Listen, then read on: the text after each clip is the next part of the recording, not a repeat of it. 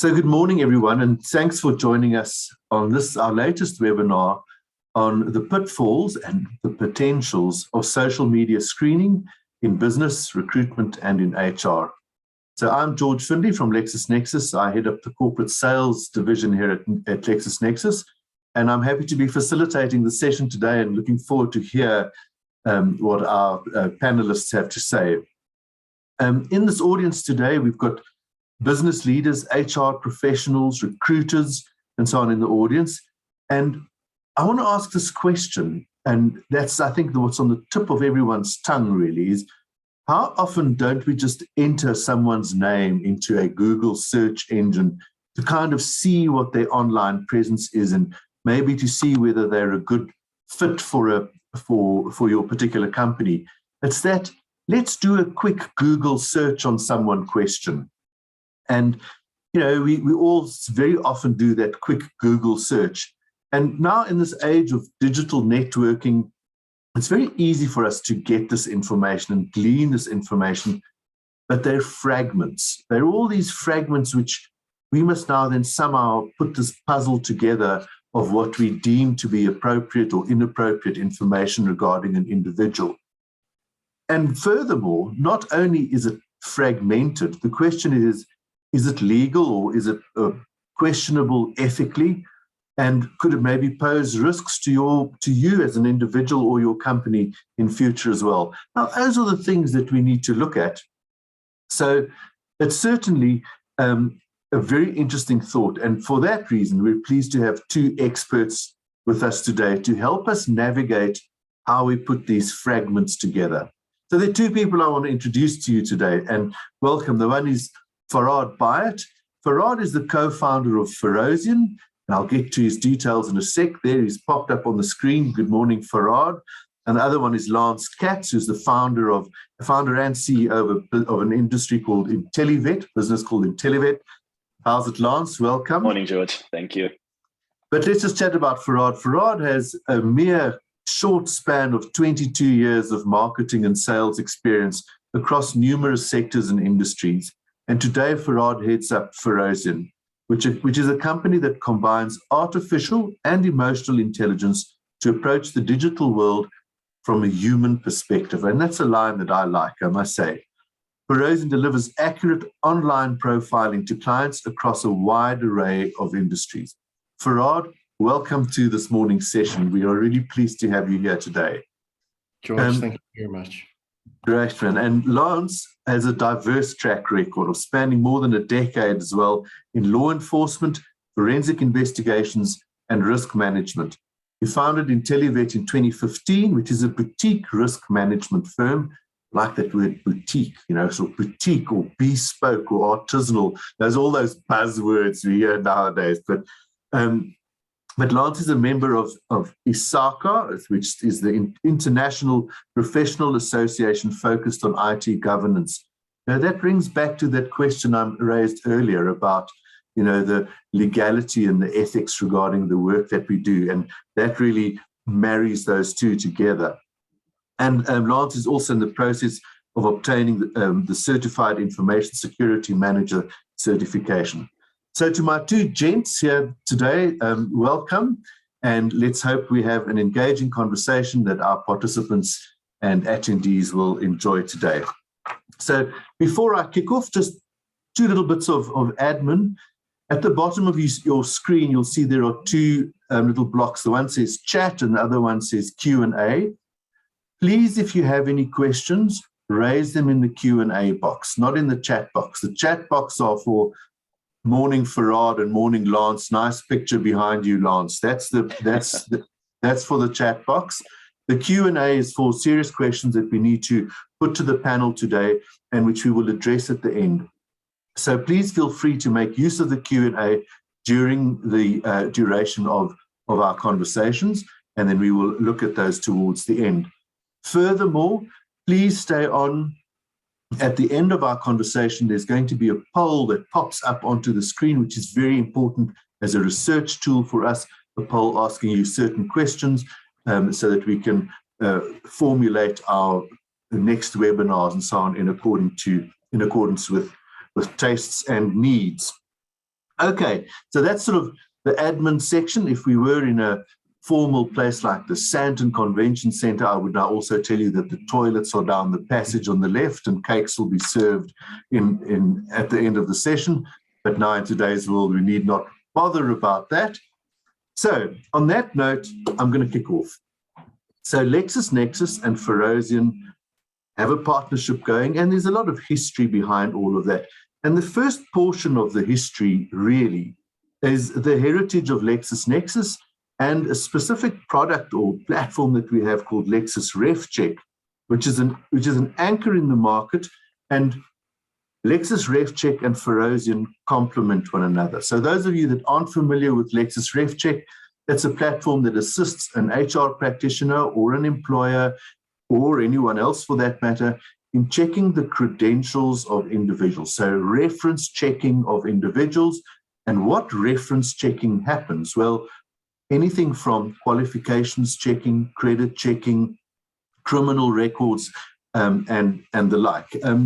So that's reference check or LexisRefCheck as a basis. And of course, that now plugs in beautifully with Ferocian that assists with the social media checking. So Ferocian has worked with LexisNexis on our solution for several years. And Farad is a specialist in this field. So Farad, I'm going to kick off my first question to ask to you, really. What do you see are the clear synergies between Ferocian and ourselves and what we together have to offer the industry? Farad? Good morning, George, and good morning, everyone. Thank you for joining us. It's actually a really great question, George. So one of the reasons why we quite aggressively pursued Lexis as a partner, a lot of it has to do with the values attached to the organizations. So the way myself and my co-founder like to do business, we felt very much aligned with Lexis as a business where honesty and integrity is paramount in everything. Coupled with the fact that Lexis has an incredible reputation and name within the background screening sector from a global perspective, not just from a local South African perspective.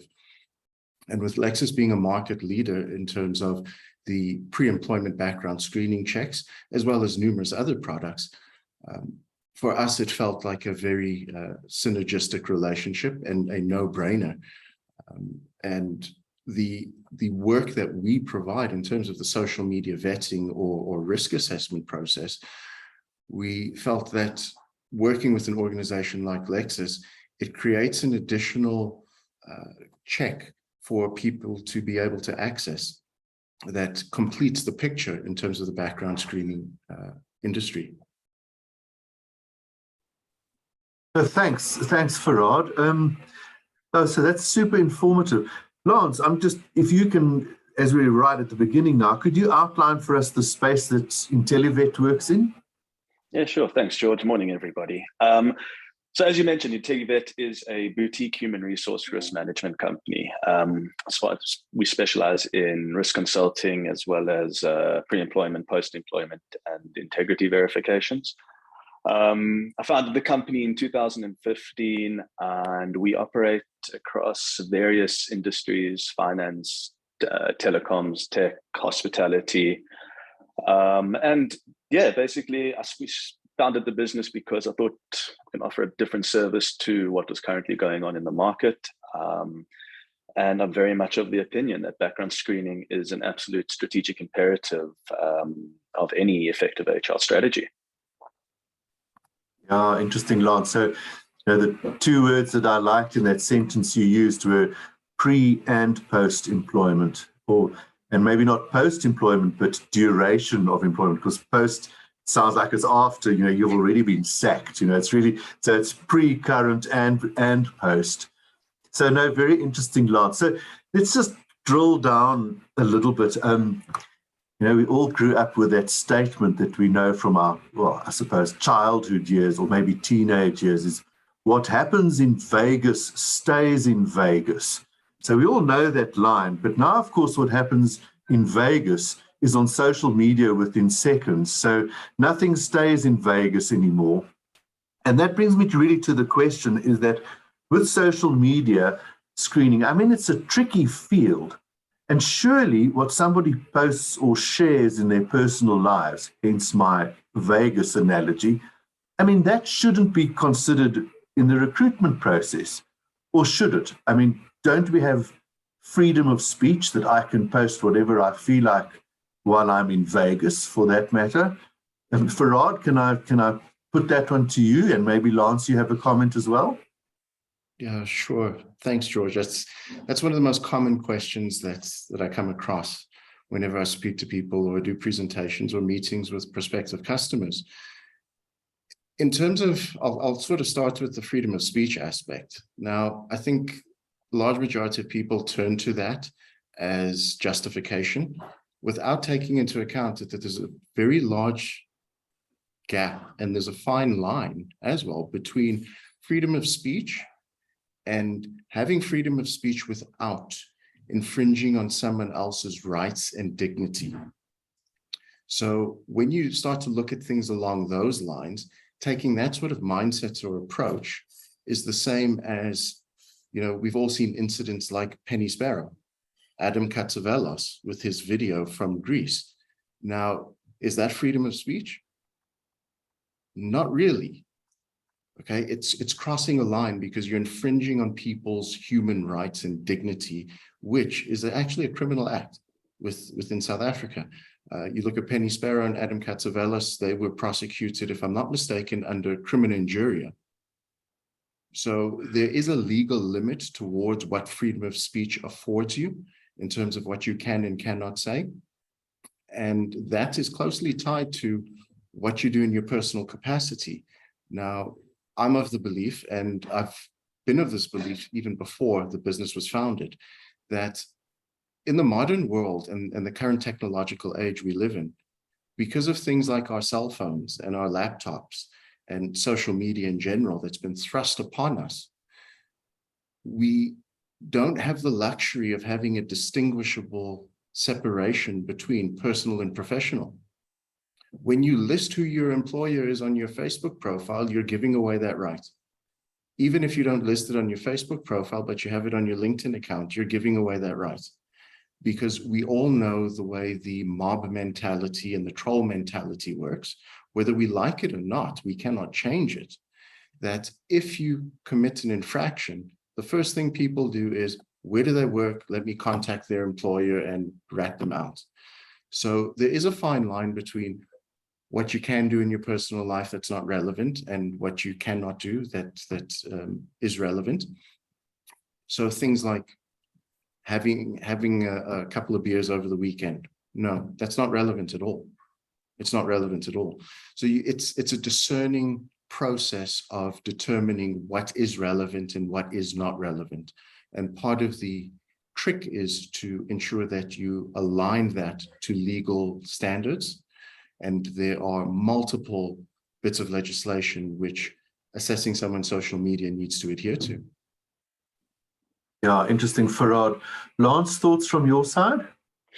Yeah, thanks, George. I echo most of what Farad has just said. At the end of the day, in 2022, our lives are inextricably connected to the company we work for via our our digital footprint.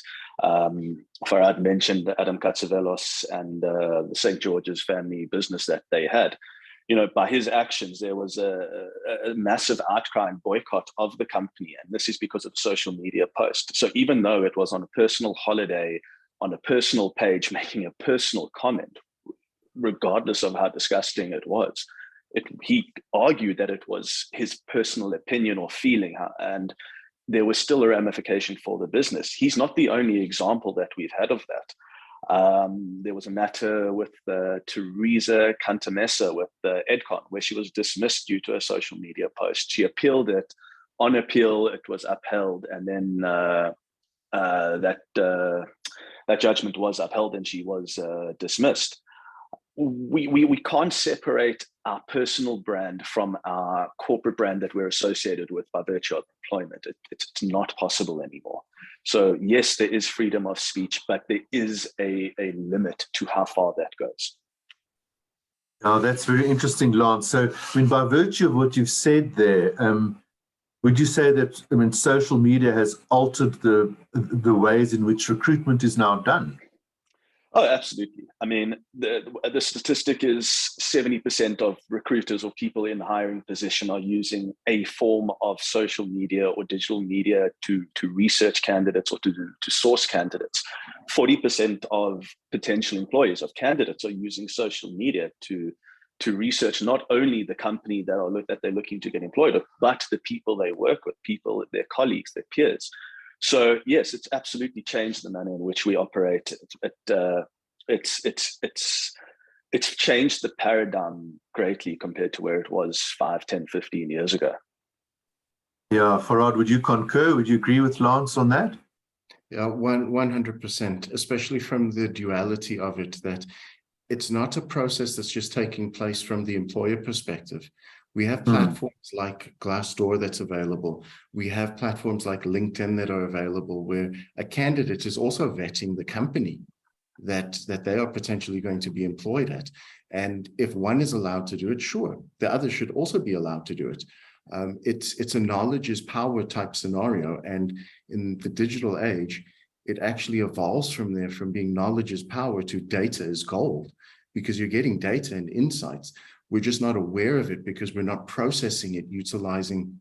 And when I say we're not processing it, I mean not the social media screening as a profession like Ferozin has. I mean, in an individual capacity, you are drawing data and correlation subconsciously when you are scrolling through someone's Facebook, their Instagram, their Twitter, their LinkedIn account, their Google presence, and you're making a determination.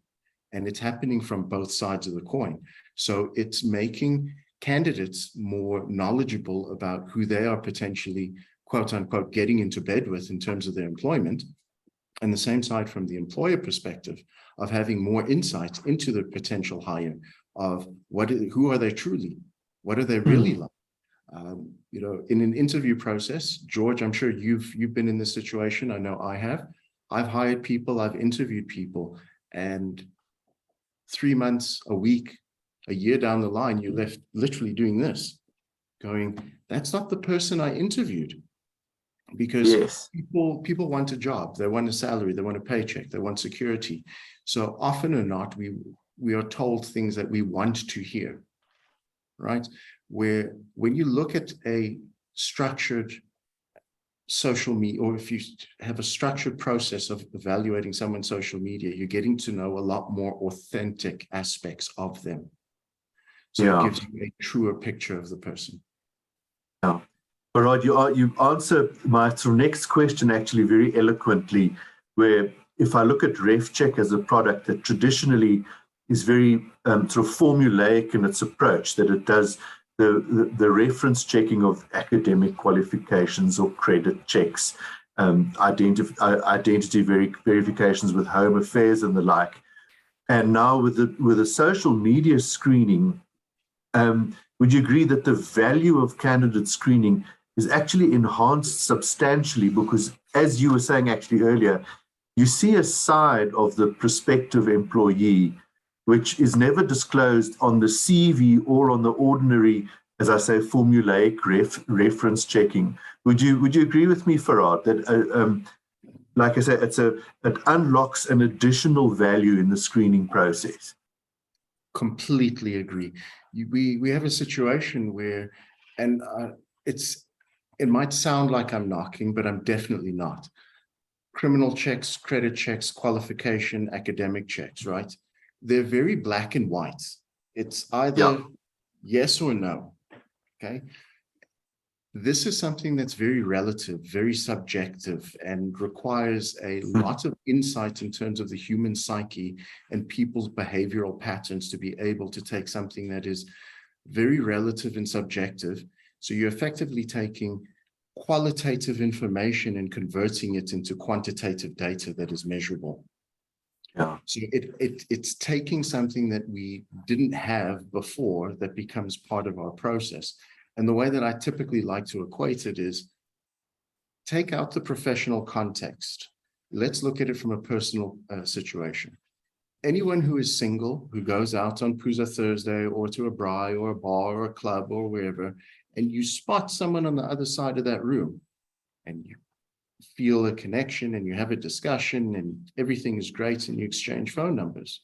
I guarantee you within 72 hours, one or both people have gone through one another's social media because they have subjective and relative criteria to fill that position of romantic partner. So we're doing it in a personal capacity. All the concept of social media is saying is, let's do it from a business perspective with having defined guidelines of the process and the measurements. Yeah, so that's what I really like in my introduction when I mentioned is pulling those fragments together into something readable and that you can interpret accurately. You raised such an interesting point, Farad, that we all reference check one another all the time, don't we? As you say in that social media party kind of scenario. Lance, your thoughts? From an interview, a 30-minute behavioral or personality interview with a company, you can only gain so much insight into an individual. It's heavily curated, it's heavily tailored to that interviewer, which you would have researched online prior to the interview.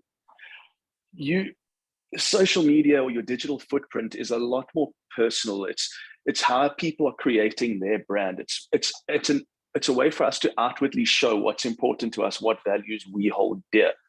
Now, someone who is taking the time and the effort to curate this brand for themselves to put forward towards a potential employer is far less likely to be a gung-ho potential problem who doesn't have the interests of the business at heart.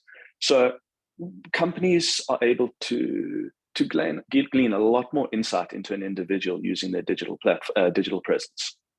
As Farad said earlier, again, I use criminal and credit and education verifications all the time as part of my processes. But one of the deficits there is past performance doesn't dictate future performance.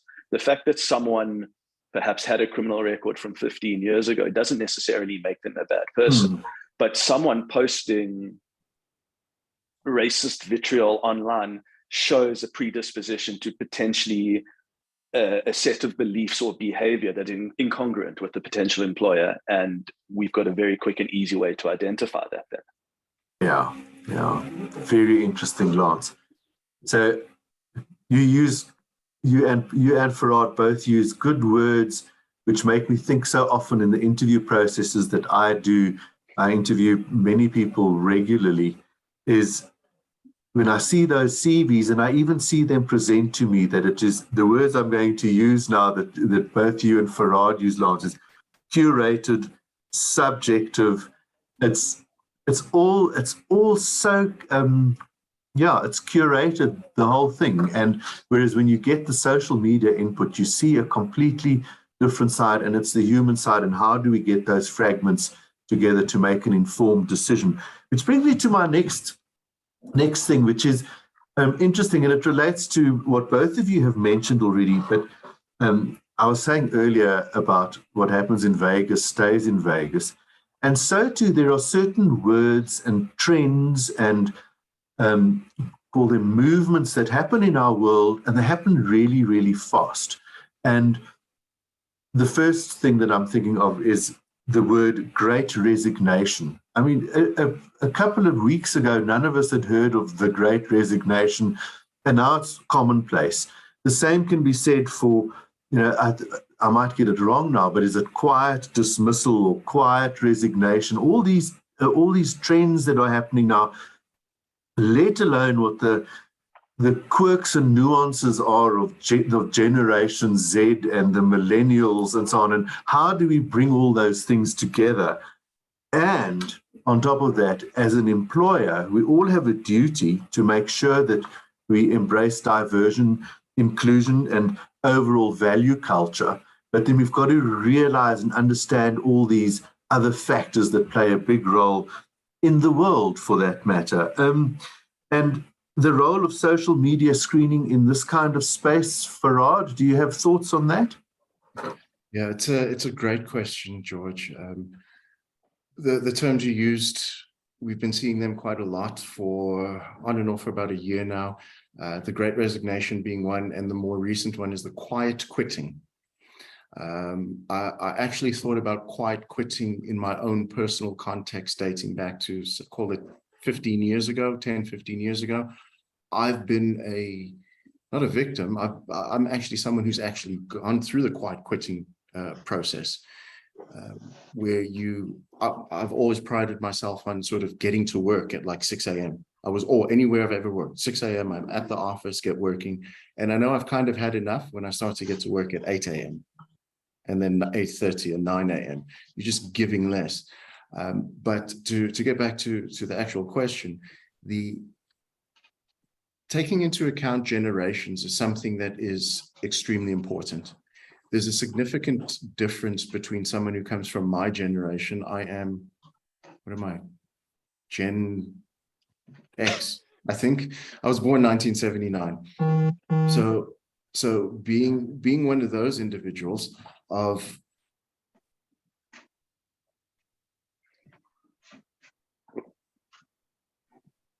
Farad, you pressed the mute button by mistake. Sorry about that. I was saying when you're born in one generation as opposed to another generation, you have different mindsets, different themes throughout your life. When you look at the millennial generation, they differ greatly from Gen X's, right? And then when you look at Gen Z's, they differ even further. The difference is even further. So taking into account those values that those generations hold true to themselves and those consistencies is very important in taking into account this quiet quitting phenomenon and the Great Resignation phenomenon, because people are looking more for a work-life balance, and utilizing and harnessing the power, the information, and the subjective information available through social media gives you more insight to the person. What is important to them? It's knowing what's important to them. Again, I'll take it back to an intimate relationship perspective. You put your best foot forward. So you check out someone's Facebook or Instagram and you see that this person is into rock climbing, but you're not. So what do you do in the early days? Let's go rock climbing on a date. You've got to have that give and take in terms of the appeal. As we agreed on earlier, that digital vetting is not just taking place from an employer's perspective, it's the candidate. It's a two-side equation. So it's about finding that alignment to reduce this Great Resignation or this quiet quitting phenomenon to happen. But in order to do that, it all boils down to understanding the people. And the best way, in our opinion, to understand people is a thorough assessment of their social and digital media presence. You're not going to get a 100% crystal clear understanding, but you're going to get quite a broad understanding of them. Lance, just on that, what Farad also saying, do you see value in social media screening in advancing diversity, inclusion, and overall value culture in an organization? Yes, absolutely. I mean, we're at a time now where the digital nomads are entering the workforce. That's people who have grown up in the digital realm. They were born with the mobile phone in their hand. They want. It's very much an instant gratification generation. They want the information now. They want the transparency. So the ability for both employers and recruiters and candidates to have the flow of information is absolutely building value within the chain. Yeah. I learn new words from you every time, Lance. Digital nomads is a new one for me. Lance, I'm going to stay with you there for a second, but we all do call it Facebook stalking or on LinkedIn checking up on people, as it were, in our personal environments. Like Farad gave the example in a sort of a social environment. But when it comes to the business environment, what are some of the important things to consider around social media screening, would you say, Lance? So The first is to have an objective basis on which you're performing the screening, and that's where a company like Ferocian come in with their platform. In terms of what to look out for, we want to make sure that the perceived values that people put out online are congruent with our organization. We want to try and ensure as great of a fit as possible. At the same time, we're wanting to mitigate any potential risks that may pop up in terms of the personality or the behavior of that person and how they're going to interact with the employees, with our family in our office. Antisocial behavior, aggression, racism. They generally manifest in one way or another on the various platforms that people are on. Just the way people engage with groups and group members online gives a lot of insight into that person. If they can't go through a friendly community, a friendly group, and have a bout of discourse or disagreement without it devolving into something personal or something aggressive, they're probably not going to handle a high pressure boardroom situation. Farad, your thoughts? I share Lance's sentiments completely. There's a lot of indicators, as Lance rightfully said. We see lots of instances specifically from people involved in Facebook groups or a chain of tweets and things as such. And, being able to identify things like aggressive behaviors, highly reactionary behaviors, of things sort of not being debated in a calm, meaningful way to get your point across and have critical thinking applied to your behavior. It sends a message out there about a person. And to be able to see that and identify that, it gives you insight into, it's not necessarily saying hire or don't hire someone if they have a negative social media footprint.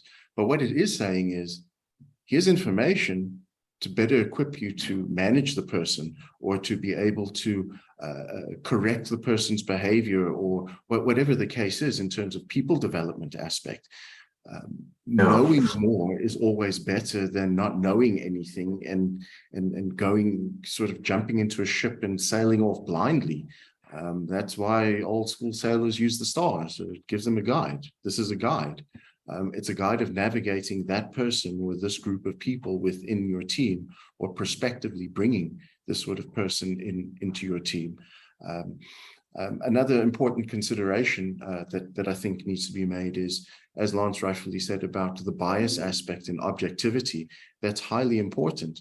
We have all sorts of scenarios, and you'll think that I'm joking about this, but I've got in this webinar right now, there's a few people from my team, and I'm not going to out the person, but one of my team members, he is an enormous Tottenham Hotspurs fan. So when I look to employ, he heads up my business development. When we look to employ more salespeople, if this person supports Arsenal, I know he will not approve the employment of that person. So you have these sorts of very subtle biases that can take place. Now, what will happen with bigger biases? What will happen if you are a supporter and a card-carrying holder of political party A and the candidate is of political party B? That creates a severe bias in terms of decision-making. So having those sort of kinks, the legality, ensuring that there's objectivity and a measurement process is extremely important. And you require all of this just to mitigate and eliminate your legal consequence associated with it. So understanding the landscape is of utmost paramount. Very, very interesting, Farad. Those perceived values are very, that's again a word that Lance used, was the perceived values.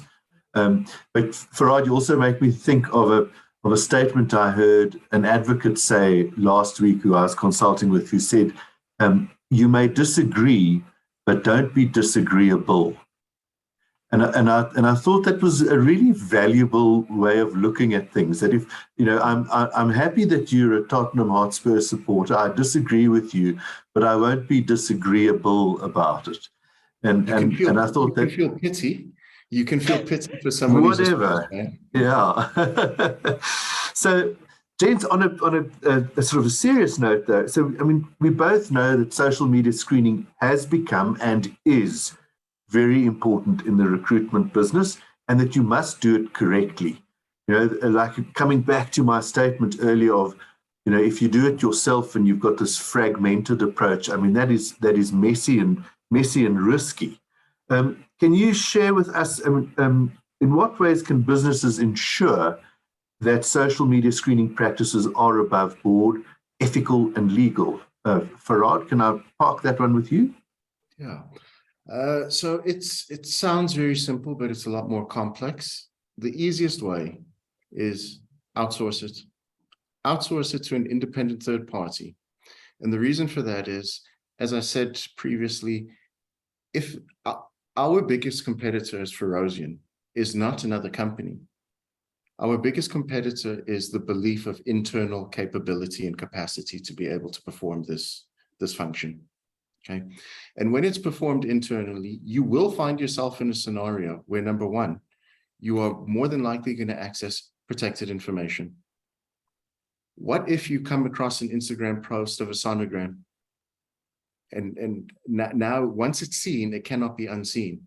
So how can you now mitigate your risk of potentially excluding someone from an employment decision and not being able to prove that it had nothing to do with the fact of knowing their pregnancy status or their medical status or what political party that they are affiliated to or support or sexual orientation? There's all of these bits of protected information, number one.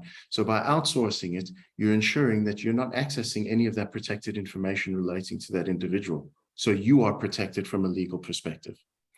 As I said earlier during this webinar, there are numerous bits of legislation to consider. And unless you're an expert or are an expert in those bits of legislation, because there's not one bit of legislation that governs social media usage.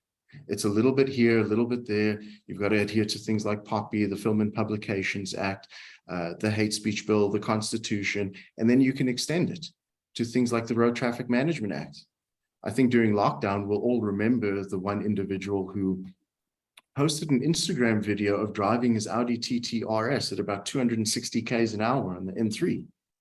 Okay, he provided his own video evidence, and he was tracked down to a funeral in Limpopo and arrested because of that video, even though he wasn't caught by a traffic officer or a speed camera, because that video went viral. So having all of these little aspects sorted out in terms of the bits of legislation is paramount. And unless you have an internal department that is subjective, objective, and has a measurement that they can provide and prove that everyone is assessed according to the same criteria, you're going to find it exceptionally difficult to implement it in a way that is outside of outsourced to an independent third party. Gosh, Farad, very, very interesting. You use the words internal belief of capability, and I think that is a fundamental flaw of most of us, and what Google supposedly gives us is a sense of comfort and capability. You know, you go to your general practitioner with an probably would have Googled it up front, and then if it agrees with what your doctor says, you think you're capable actually of diagnosing your own ailment. So that misguided internal belief of capability, I think, is a really important thing that you raise now. And I know I'm harping on the same things, but it comes back to that fragment approach. Yeah, Lance, do you have thoughts on that about the ways in which businesses can ensure that the practices are above board? Farad said, outsource it. Don't rely on your misguided internal belief of capability. I like that line, Farad. I'm going to write that one down and quote you in future. Please, Lance, do you have thoughts, or do you concur, as they say in the legal TV? Yeah, George, I completely concur with everything Farad has said. You know, the biggest takeaways there are compliance, objectivity, and a standardized process that is applied uniformly across the board. You know, if you have that in place and you're able to to stand up in the dock in court and answer those questions and have the documentation in place, it's the best way to protect yourself, the process, and your team. Yeah. So that's very interesting. Now, Farad, you mentioned some of the legislation, and that's something that's very, very dear to me at LexisNexis. We have a strapline globally that we use, and that's called Advancing the Rule of Law. And I always say to people, if I had to do an elevator pitch, like what does advancing the rule of law mean? My answer to that always is doing the right thing is always the right thing. And I want to come back to this discussion. You mentioned some of the legislation. You mentioned POPI Act, the Labor Relations Act, the Employment Equity Act, Hate Speech Bill, film and publication, all those things. And that brings me back again to that internal belief of capability that you spoke of. So at LexisNexis, we have this concept that we use of a legal register, and that is the laws that are applicable to the world in which you operate. So the legal register of social screening rests in Ferocian's world. Ferocian have the skill set of legislation that they can unpack in order to do the social screening legally and ethically. Farad, on that note, I want to ask you actually, if a user uses RefCheck, the Lexis RefCheck platform, what is the actual process of social media screening if they opt to use the Ferocian check? Can you give us a summary of the process, Farad?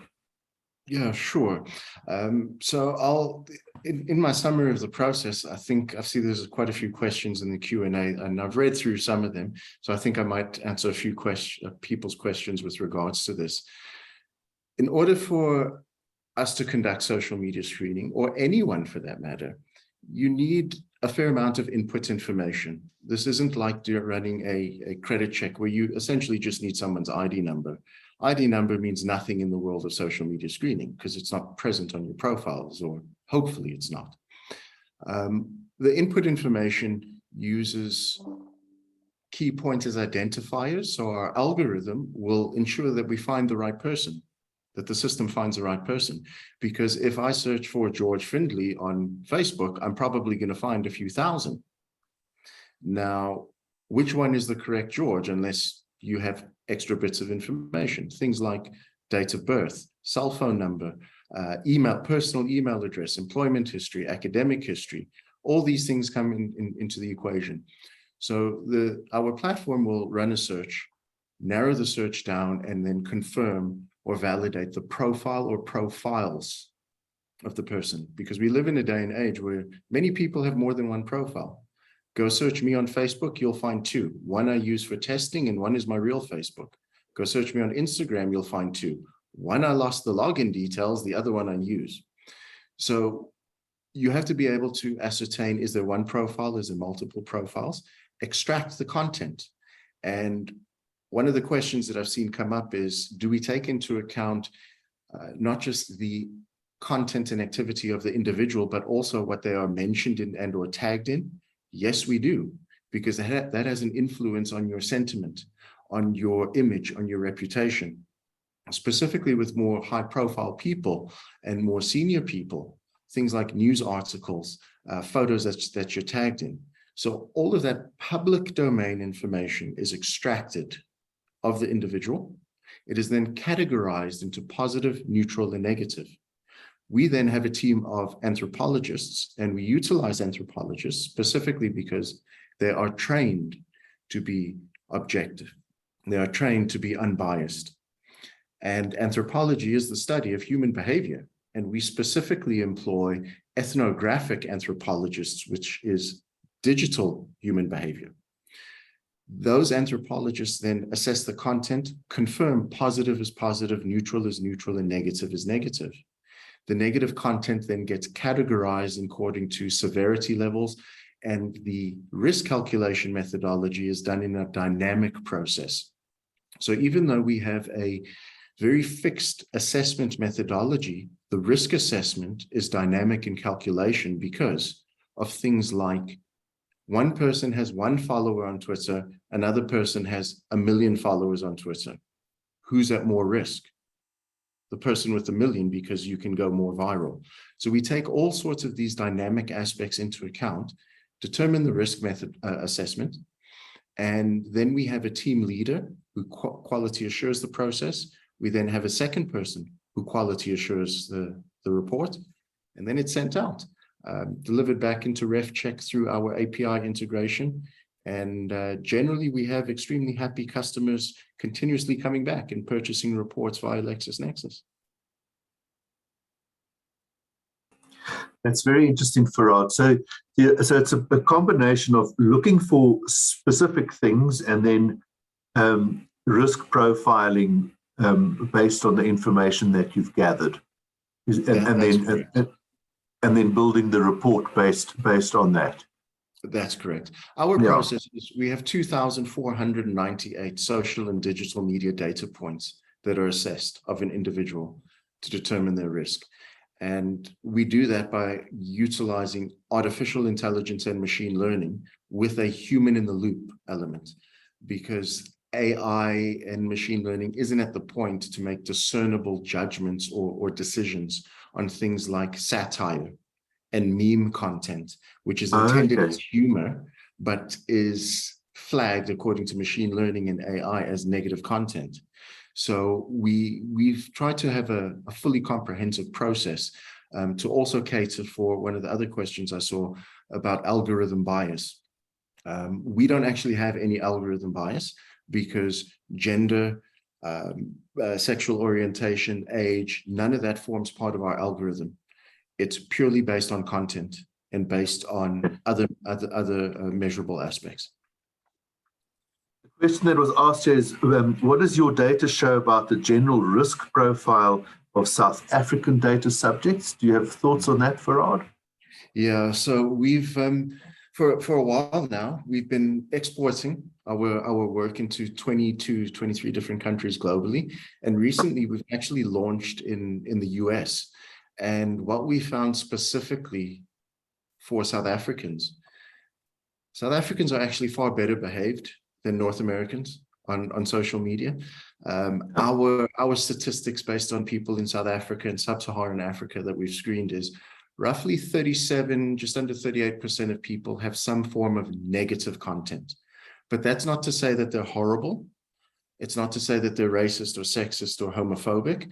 What it means is that there are 37, almost 38% of South Africans that have instances of frequent unprofessional language, profanity, unprofessional behaviors.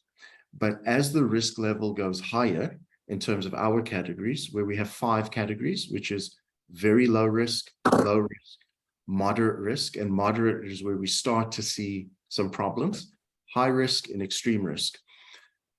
That's where you start to find more significant instances and the frequency of the offense lands up increasing.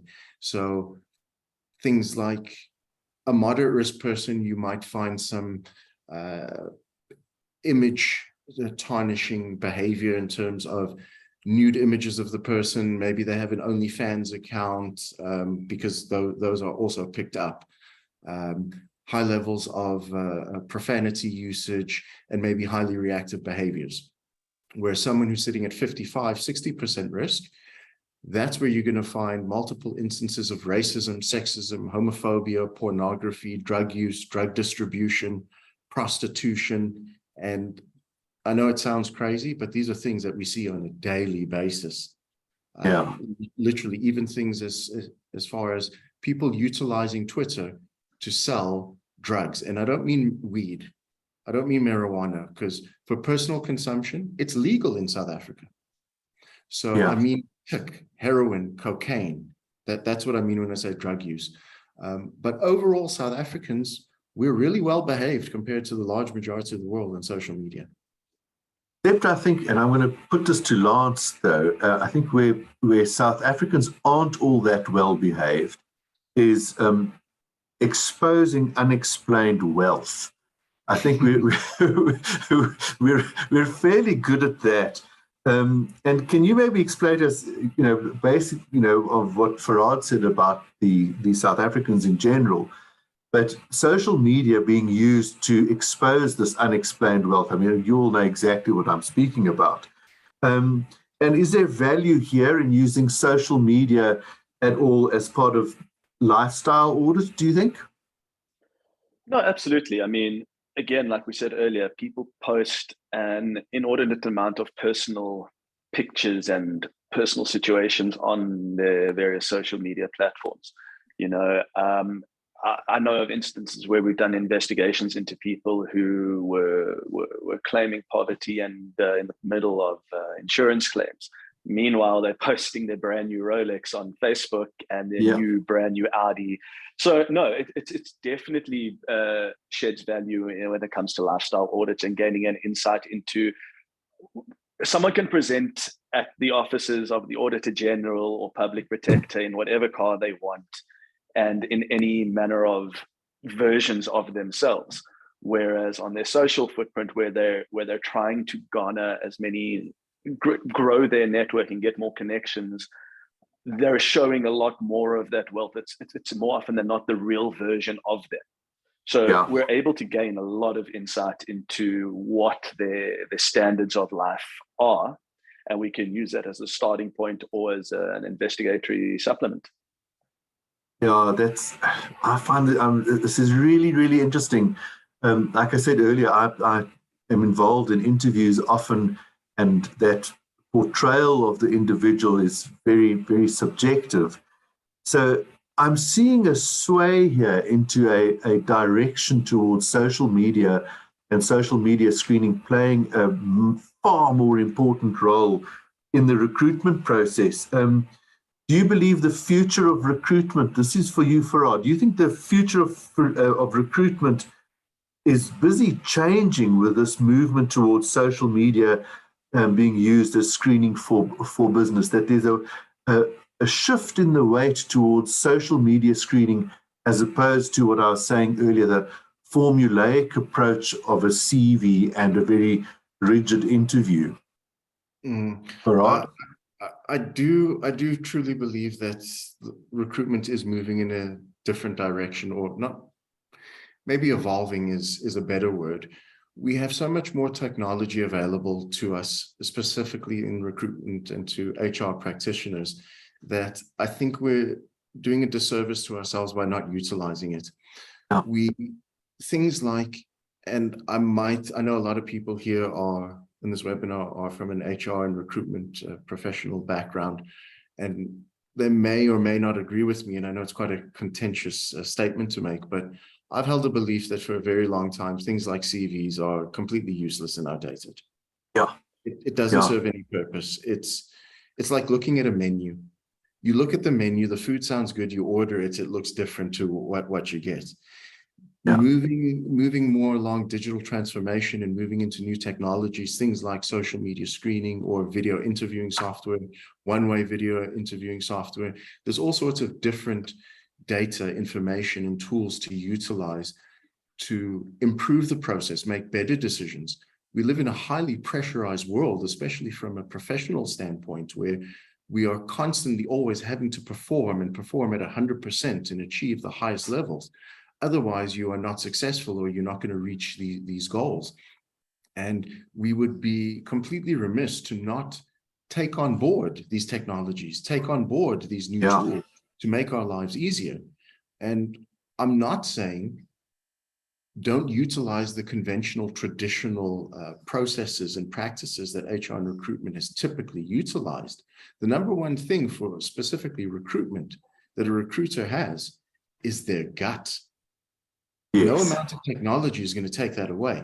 No amount of exceptionally detailed social media vetting is going to take that away. But they need to be used in tandem with one another. I like to think of it, the situation of this, like baking, right?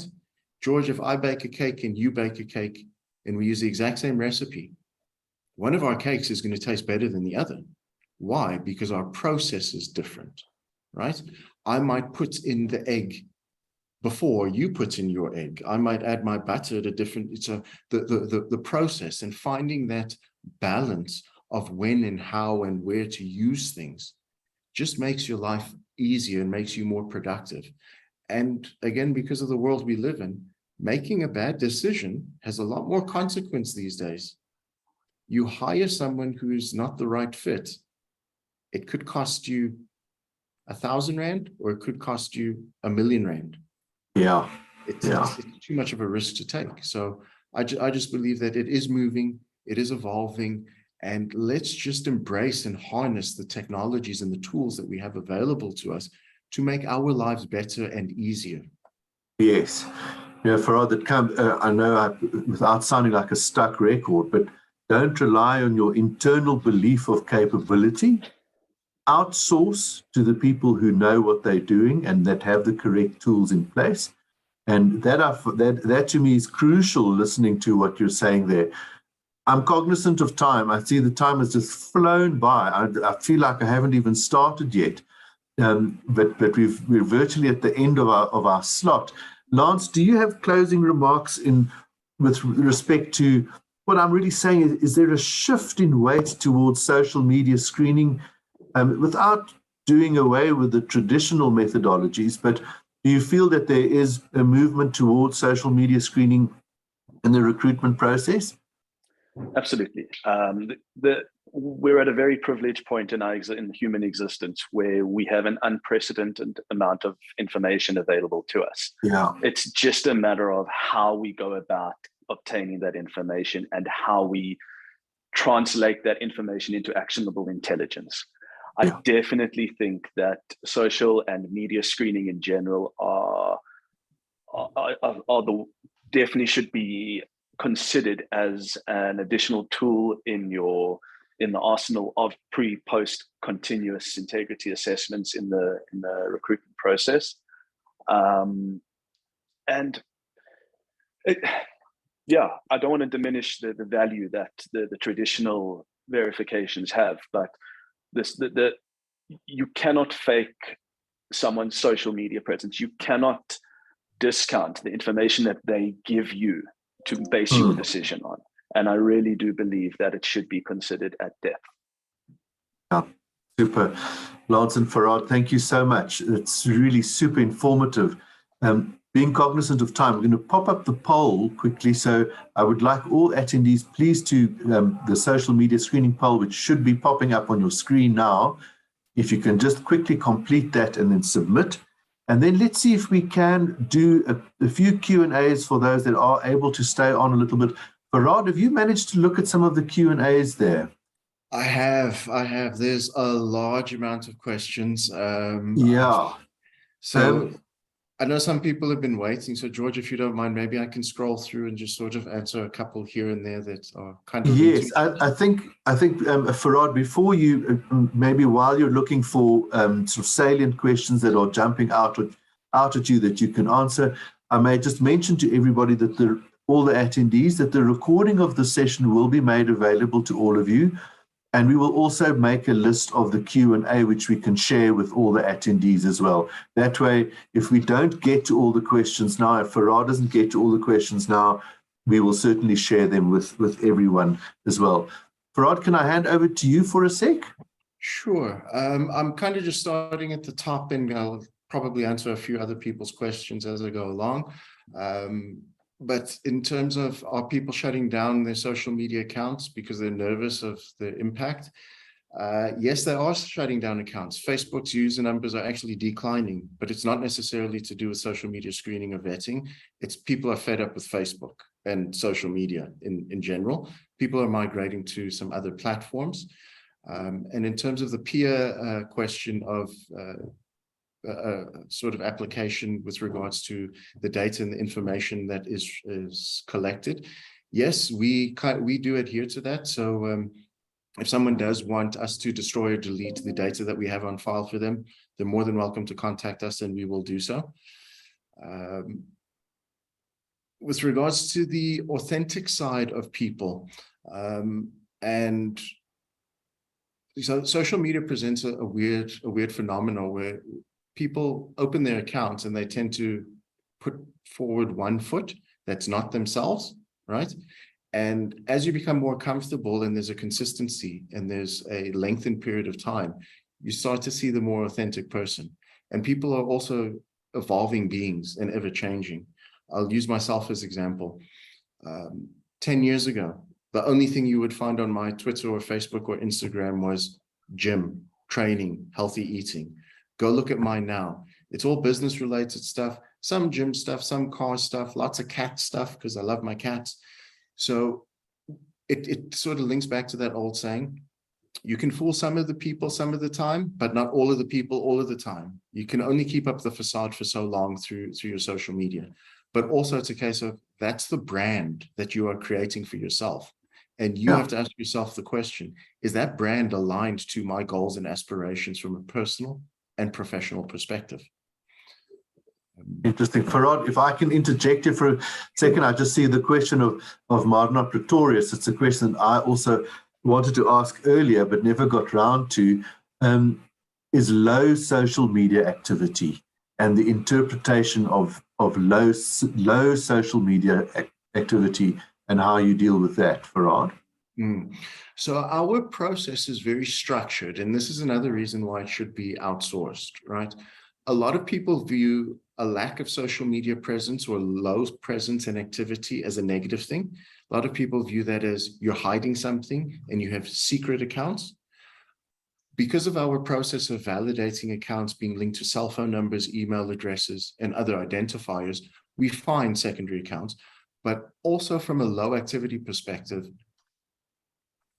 with our dynamic calculation methodology, we do not penalize people for having low activity. My personal Instagram account, very low activity. I think I maybe put up one post a year, maybe. It's penalizing someone for something like that is irresponsible, and it's not an accurate and true reflection of the individual. What we do look at is not just the activity, but also the mentions, the images, the pictures that they're tagged in. As soon as this recording goes out and is published on the Lexis YouTube, my name will be mentioned, but I didn't post this. So you've got to look at all of that periphery information relating to the individual as well. But in terms of our process, we don't penalize people for having low activity or low presence. How are we supposed to determine that their low activity is due to the fact of they're just not interested in social media, or they've got better things to do like work and, lead a productive life instead of, the TikTok stat is that the average TikTok user spends about 3 hours a day on TikTok. I don't have 3 hours a day to scroll through TikTok, so I don't post anything on TikTok. But we as a business, our process is not geared towards penalizing people for low presence or no presence. We also find with people from a certain generation group, the odds are very likely that they have no presence. Very, very likely. Quite honestly, anyone born pre-1960, the odds of them having Facebook, Twitter, LinkedIn, Instagram is very low. There might be a LinkedIn, and that's about it. Yeah. Rod, fascinating. And I'm feeling guilty. We still have a room full of people, but we've run out of time. But I do undertake that we will go through these questions and curate the questions. And one of the sort of themes that I see running through the questions is the word subjective and how subjective is it? So I think all of that is open to debate, really. It's really is a very, very interesting thing. And if I look back at my question that I initially asked, it's a question of negative content and trying to identify what actually is negative content. And I think negative content, I see some of the questions in here relating to Generation Z and whether Generation Z people should be curating the content of Generation Zs. But I think negative content spans generations in my mind. Would you agree with me, Farad? Yeah, I would. It's, the generational side becomes very, very tricky to navigate. Yeah. That's part of our job in terms of understanding the nuances and the differences between each generation and the type of activity. As Lon said, we now have Gen Zs who were born into social media, who were born into cell phones. They know nothing else. I had a conversation with my little cousin a little while ago. She's not so little. She was born when I was 19, and I was telling her about, You know, when I was using the internet, I had dial-up internet, and she was like, "What's that?" Yeah. It made me feel very old, but understanding all of those nuances and aspects, that's our job. Again, another reason why it should be outsourced. If my car gives me a problem, I don't try and fix it. I send it to a mechanic because they know what There we they go. do. Yeah. Thing. How do we deal with the digital nomads? Those are all those new words I learned today. The digital nomads is another one. Ladies and gentlemen, we're 10 minutes over time already, and I really appreciate everyone who's still in the room, and I'm feeling guilty that we have to call it a day. I really am fully engaged here, and I want to thank Farad and Lance for your very, very valuable input. And above all, I want to thank the attendees for attending today and being so engaging as well. I mean, all the Q&A that's there. Thank you so much for that. I'm just one from a technical point of view. If my colleague is going to put up a little a slide of so there we go, LexisNexis, and then there's a thing about the RefCheck. So RefCheck is the LexisNexis platform, and incorporated into the LexisNexis platform is Ferocian, which enables you to use all the functionality of RefCheck together with the social media screening that Ferocian has to offer. So if this is something that you need, certainly please get in touch with us and we can help you, because what was that? My other favorite line of today is your internal belief of capability. So outsource, and we can help you with your social media screening.